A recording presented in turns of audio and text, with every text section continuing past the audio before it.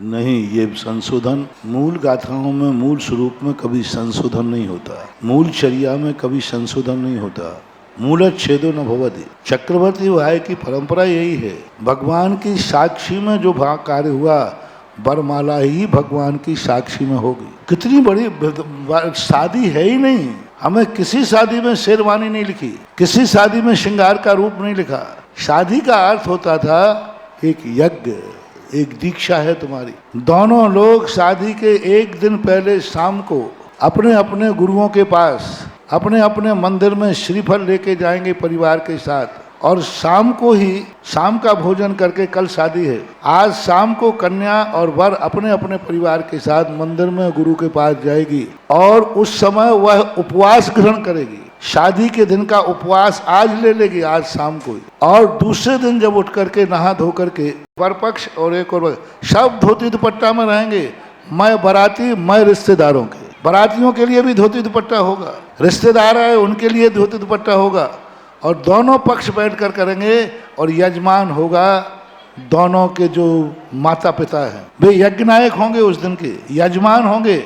लड़के के माता पिता और बच्ची के माता पिता दोनों यजमान यज्ञवान करके बालक को, सबसे पहले वह बालक भगवान का अभिषेक करेगा, और अभिषेक करके उस गंधोतर को अपने मंगेतर और अपने साल पक्ष वालों को देगा और अपने परिवार के पक्ष वालों को देगा। और दोनों विधान करके, दोनों पंच परमेष्टि विधान करेंगे और विधान करके हवन करेंगे, और हवन की जो फेरे लगाएंगे वही 7 फेरे विवाह के माने जाएंगे।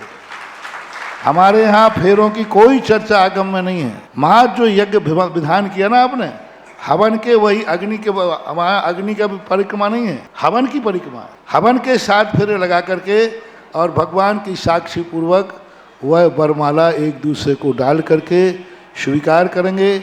वहीं जो भी वचन आदि पंडित बोलता है वह सब दस्तूर करके, और वहीं से जाकर के दोनों व्यक्ति 7 दिन का ब्रह्मचर्य व्रत लेकर के किसी तीर्थ क्षेत्र पर गुरुओं के पास धर्म पूर्वक 7 दिन व्यतीत करेंगे। उसके बाद आकर के घर में प्रवेश करेंगे। ये है चक्रवर्ती के विवाह की परंपरा। रिसेप्शन आदि उसके बाद की बात है, जब वो लौट के आए 7 दिन के बाद, उसके बाद फिर रिसेप्शन आदि भोजन कराना, वो भी शुद्ध भोजन, दिन में भोजन, घर में भोजन, होटलों में नहीं। पहले लोगों के भले ही छोटे घर थे, लेकिन बारात घर में बुलवाते थे, और भोजन भी चाहे भले सड़क को लेना पड़े, लेकिन दरवाजे के सामने भोजन होना चाहिए। बारातों का, रिसेप्शन का कोई भी भोजन है वह घर में ही होना चाहिए। उससे दरिद्रता, अपशकुन, घर के अंदर नकारात्मक स्थिति समाप्त हो जाती हैं। अब आज आपने वे तो समाप्त कर दिए, और कहाँ गार्डनों में जाते हो। इनके विवाह के भोजन घर में ही होना चाहिए। उसका एक बहुत बड़ा दस्तूर है, एक बार मैंने कहा था, अभी नहीं बोल रहा हूँ। तो इस प्रकार के चक्रवर्ती विवाह होना चाहिए। इधर करके होटलों में जाना, रात में खाना, घूमने जाना, ये सब आदर्श परंपरा नहीं है।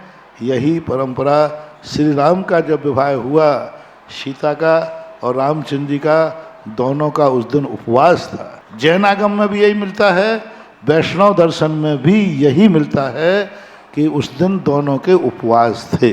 अब उपवास यदि तुम नहीं कर पाते हो तो ठीक है, कुछ पेय ले लो। मान लो उपवास की शक्ति नहीं है तो थोड़ा पेय ले लो, दूध पानी वगैरह ले लो। और शक्ति नहीं है तो फलाहार ले लो, फल वगैरह खा लो। लेकिन दुनिया भर के और चीज़ें खाना पीना ये ठीक नहीं है। इससे अच्छा है कि आप जो विवाह करते वो करो। चक्रवर्ती विवाह करके चक्रवर्ती विवाह को बदनाम मत करो, और आपको जो उसका अपशगुन होगा वो दोष भी आपको लगेगा।